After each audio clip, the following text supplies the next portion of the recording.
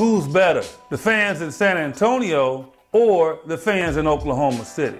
Now, I do know the Spurs fans are consistent and they're somewhat spoiled. They've won 5 titles. But when you talk about fan environment and you're talking about the loudness that you expect as an opponent walking in, the arena has a lot to do with it as well.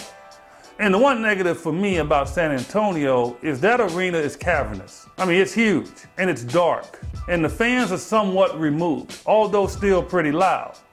In Oklahoma City, that arena is really built for basketball standards. They're right on top of you and it's bright. And they love to wear bright colors in unison during the playoffs. And so in my estimation, when you look at both of these franchises and the desperation that's involved, the Oklahoma City Thunder fans are better, and only because they haven't achieved anything yet. Spurs fans can sit back sometimes like they're in a theater. But in OKC, they're standing throughout because they're hungry. And let's see if they can get it done this year.